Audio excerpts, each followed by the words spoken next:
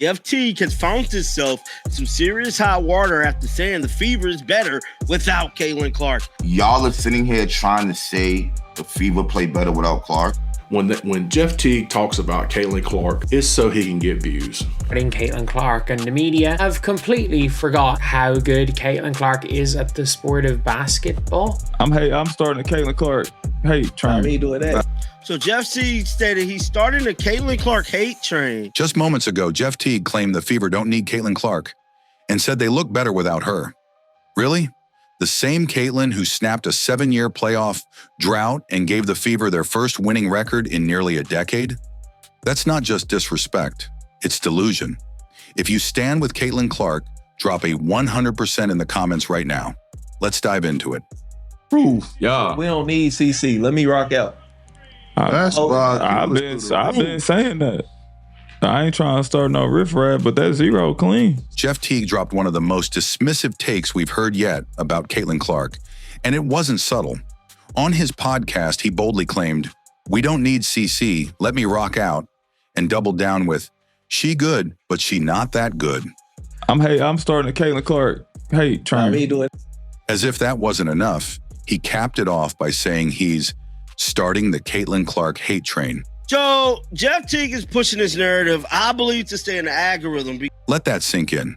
A former NBA All-Star deciding to launch a hate campaign against a rookie who's literally carrying the WNBA's visibility on her back. When Jeff Teague talks about Caitlin Clark, it's so he can get views. He truthfully can't believe this. Not only is it petty, it's laughably wrong. Jeff's attack didn't come with any real analysis or fair context. Caitlin Clark is not needed at all because they have Kelsey Mitchell. All this is based off of is this last game against the Sky. It came in the middle of a conversation where he and his co-host hyped up Kelsey Mitchell and the Fever's recent wins. It's kind of ignorant to just ignore the fact that Clark truthfully probably has been like playing hurt the entire season. And she's now, hurt to the point where she's got to take herself out. While ignoring one crucial thing, Caitlin Clark wasn't on the court. She's been recovering from injury, and yes, the Fever have played decently. But let's not kid ourselves. The wins came against heavily injured bottom-tier teams like the Chicago Sky's B team. Teams missing starters, teams not in playoff shape. CC not playing, they ain't missing a beat, bro. They actually look a little better.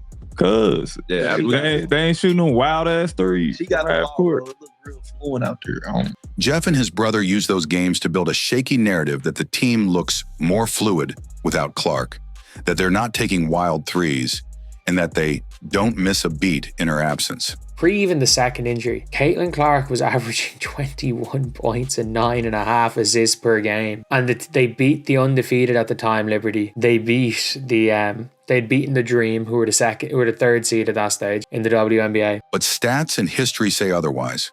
Before her second injury, Caitlin Clark was putting up 21 points and nearly 10 assists per game. She led the Fever to wins over top-tier squads like the Atlanta Dream and the then undefeated New York Liberty. We're not getting a chance to see her play now. They're double-teaming her. They're playing super aggressive with her. They're beating her the hell up. This is why she ain't playing right now. They have to do that because they know they can't stop her. And let's be clear, she did this while taped up, battling through pain, and getting double-teamed full court for 40 minutes. Now, with her ability to knock down long balls, defensive pay special attention to her, making her teammates tougher to defend by simply being there, these don't show up on the stat sheets. She's been the focal point of every defense she's faced, drawing attention that opens space for others like Mitchell to shine. Indiana snapped a 7-year playoff drought during Caitlin Clark rookie season in 2024 and posted his first 500 win season since 2016. Her impact isn't just in the box score, it's in the way she bends the entire structure of the opposing team's defense. That's not just good, that's franchise altering. She the best. She's the best ever, bro. I don't care, bro. She's the best ever, bro. So she gonna be like LeBron with the stats. Now here's where the hypocrisy gets rich. Rewind a few months and Jeff Teague was singing an entirely different tune. He literally called Caitlin Clark the best ever and said she'd be the WNBA's version of LeBron James in terms of stats. He even praised her as someone whose records may never be broken. So what changed? What happened between that praise and today's dismissal? It's simple: attention. I believe that 99.9% of the time when Jeff Teague talks about Caitlin Clark, it's so he can get views. He truthfully can't believe this. Teague realized that dragging Clark would get more traction than praising her. He flipped the narrative, not based on facts or logic, but on what would stir the most noise. And that's the part that makes this so frustrating. It's not about basketball anymore. It's about engagement, views, and clout. Indiana snapped a 7-year playoff drought during Caitlin Clark rookie season in 2024 and posted his first 500 win season since 2016. Jeff Teague's comments aren't rooted in any deep dive or insight.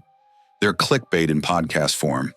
They ignore the fact that Caitlin Clark single-handedly ended a 7-year playoff drought, gave Indiana their first 500 record in nearly a decade, and brought unprecedented fanfare and sponsorships to the Fever in the league.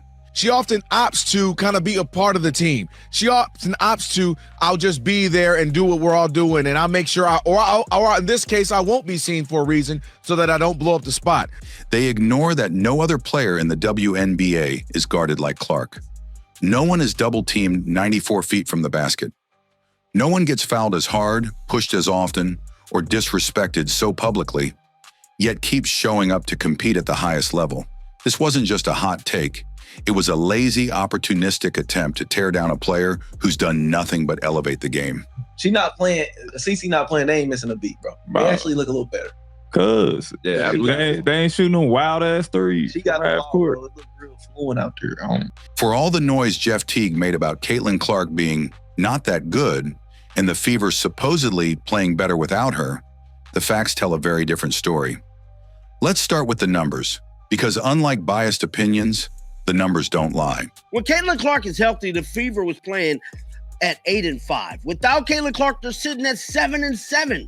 Now that right there tells me that they're a better basketball team. When Caitlin Clark is healthy and on the floor, the Indiana Fever are 8-5. Without her, 7-7. That may seem like a small difference, but in professional sports, go a little smoother without Caitlin Clark at times. Yes, Caitlin Clark be causing a lot of turnovers. We all can admit that. But quite frankly, they're not a better basketball team. Especially in a tightly contested league like the WNBA, 2 wins is the difference between a playoff berth and an early exit. That's not a coincidence. That's Clark's presence making a tangible impact on wins and losses, but it goes even deeper. So before the second injury, which I'm going to take it, like, I don't know what happened to Valkyrie's game, but even during the Sun game, she was taped up. She didn't look 100% in that game. Before her second injury, Clark was averaging over 21 points and nearly 10 assists per game. Elite numbers by any standard, let alone for a rookie. She wasn't just scoring, she was facilitating offense, initiating fast breaks, and creating open looks for teammates who couldn't get those chances without her. But no matter what color Caitlin Clark is, you can't deny the impact. Caitlin Clark needs to be paid immediately. And then again, everybody else will get their money, but it starts with Caitlin Clark. You don't got to hate on the other players. This is just real. With her on the floor, the Fever snapped a years-long streak of losing to top-tier teams. They beat the undefeated New York Liberty and took down playoff contenders like the Atlanta Dream. These weren't lucky wins. These were Caitlin-led wins. People like Jeff Teague point to her shooting percentage as a flaw, citing her drop from 37% in college to 27% from 3 in the WNBA. When Caitlin Clark's in the game, what happens? She's hand-checked, grabbed by her arm, or bumped from the time the ball comes in all the way down to the end. Now she's cold. I'm starting a Caitlin Clark hate train. Me doing that. So Jeff C stated he's starting the Caitlin Clark hate train. Wow, bro. Wow. So Caitlin Clark's shooting struggles are hurting the team. Pretty much is what he's saying. Now, since her college days, CC has been known for her three-pointing shots, including her knack for taking logo threes. But wow, she has a career of 37% shooting. She's generating offense in transition, slicing defenses apart, and throwing pinpoint passes that lead to easy layups or wide open threes. In fact, over 50% of her assists come in transition, a testament to her elite court vision and IQ. Her ability to read the floor and launch full court dimes is part of what makes her so special. Like, be like a Peyton Manning on the floor, bro. Now, with her ability to knock down long balls, defensive pay special attention to her, making her teammates tougher to defend by simply being there. These don't show up on the stat sheets. Then there's her intangibles, the things that don't show up on the stat sheet. When Clark is on the court, the tempo shifts. The ball moves faster. The spacing improves. Shooters like Lexi Hull, Kelsey Mitchell, and even Aaliyah Boston benefit from the gravity she commands. Defenders are forced to stretch the floor, creating driving lanes and better looks for the entire offense. There's a significant difference. When Caitlin Clark's in the game, what happens? She's hand-checked, grabbed by her arm, or bumped from the time the ball comes in all the way down to the end. Clark's mere presence forces defenses to adjust, which makes her teammates more effective. And yet, people like Teague want to pretend she's somehow dragging the team down. It's an absurd take when you realize the Fever hadn't beaten a team with a winning record in over 3 years without her. 3 years. And yet, just 3 weeks ago, with Caitlin on the floor, they did exactly that. Someone else, another star, is out because they got hurt or something like that, or has to sit out a game for a particular reason. You don't see anybody on the internet coming on and saying, oh, that team is better without that star. If that's not proof of her value, what is? Even when Clark has struggled with her shot, something every rookie goes through, she's never stopped competing. She's never backed down. She's played through injuries, constant contact, media pressure, and the weight of an entire league's spotlight. And she's still produced at an all-star level. Only when Caitlin Clark. This isn't the first time someone said this, remember? There was a ESPN reporter that said the same type of bullshit a little bit ago, remember? This narrative that the Fever are better off without her, it's built on shaky logic, cherry-picked games, and a complete disregard for what Clark brings to the table. The numbers, the pace, the wins, the eye test. Everything says she's essential to this team's success. And the moment she returns healthy and refocused, we'll see it again, loud and clear. Because make no mistake, Caitlin Clark isn't just a part of this team. She is the engine driving it forward. And any claim to the contrary simply doesn't hold up. Clark, man, I see some of y'all talking about Clark should come off the bench. I think y'all are drinking horse urine in y'all coffee. Y'all have lost your mind. We've literally seen teams, their whole defense will stop Clark. They don't even care if anybody else scores. Look at the Seattle Storm when they lost. They were shocked like. Jeff Teague's comments didn't just stir up controversy. They exposed a much deeper problem. The growing effort to discredit Caitlin Clark's value, reduce her role, and downplay her impact on the game. And this isn't coming from just casual fans. It's coming from former players, analysts, and even people inside the league. The phrase, "the Fever don't need Caitlin Clark," is more than just a hot take. It's a dangerous narrative rooted in ignorance, resentment, and flat-out denial of reality. Let's talk facts again. The recent wins the Fever earned without Clark?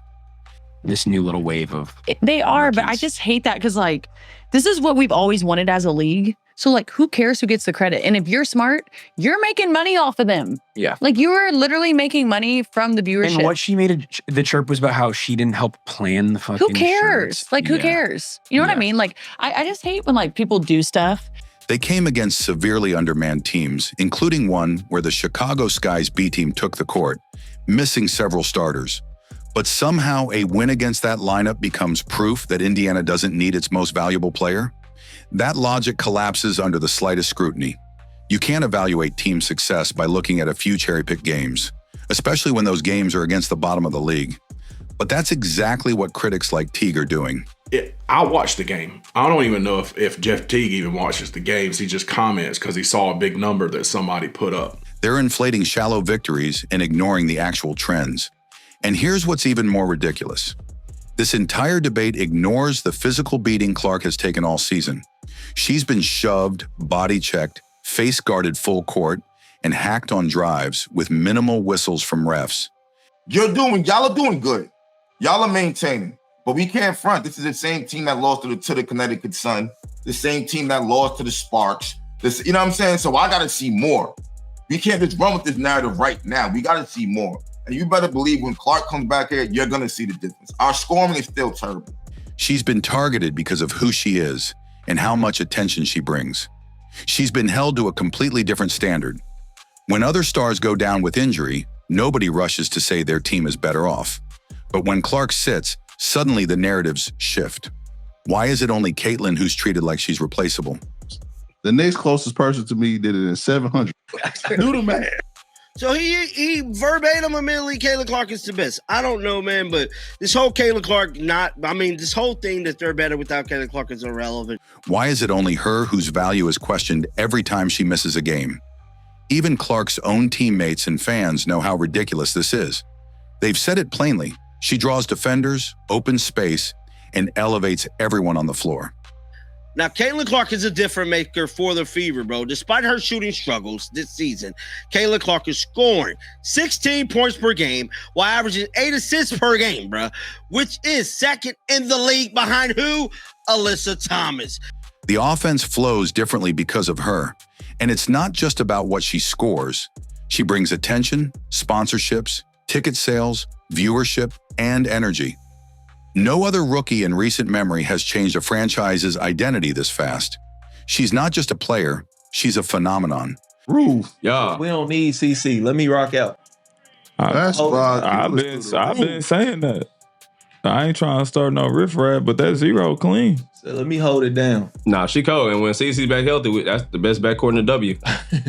See, he always trying to push this CC narrative. Oh. She good, but she not that good. I said good. When she's healthy, they're the best backcourt in the W. That's Baylor's right there.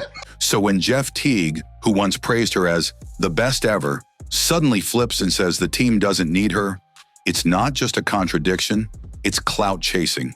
It's performative outrage to stay relevant in the algorithm. Proof. Yeah. We don't need CC. Let me rock out. I've been saying that. I ain't trying to start no riffraff, but that zero clean. And it's harmful because it fuels a culture where exceptional female athletes, especially ones as disruptive and high profile as Clark, are constantly told they're not good enough no matter what they accomplish. And let's be honest about something else too.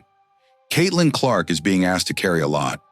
I still feel bad for Sophie in that Washington game when they threw her to the ground twice. That was the wake-up call right there. Hold up, bro. They bugging out here now because they're not even doing basketball plays. Kiki literally tossed her to the ground and then smiled after that. So we needed some type of heart. She's been thrust into the center of the WNBA spotlight, expected to perform under pressure, adapt to a system that doesn't fully suit her strengths, and do it all while being hacked and criticized on a nightly basis. Yet she's still delivering. She's not asking for sympathy, she's just playing her game. But the critics refuse to give her even that basic respect. What's really happening here is simple. Caitlin Clark is changing the league. And when someone shifts the balance of power that fast, but sometimes, no matter how much playing experience or what level you've played on, you got to use your brain. You can't just, I believe that 99.9% of the time when Jeff Teague talks about Caitlin Clark, it's so he can get views. There's always pushback. There's always resistance. But trying to erase her contributions with lazy takes and viral clips won't work. Not when the fans know the truth, and not when the receipts are right in front of us. So let's end the narrative right now. The Fever aren't better without Caitlin Clark. That's not a hot take. That's not a bold opinion. That's just a flat-out lie. Yeah, facts, man. Rob Parker, really speaking the truth right now. People may not want to hear it. They're going to try to change the narrative to a black and white thing. Jeff Teague can say what he wants, but the numbers, the impact, and the fans all say the same thing. The Fever are better with Caitlin Clark. She's not just needed, she's essential. If you're tired of the hate and stand with Caitlin, hit that like button and drop a 100% in the comments. See you in the next one.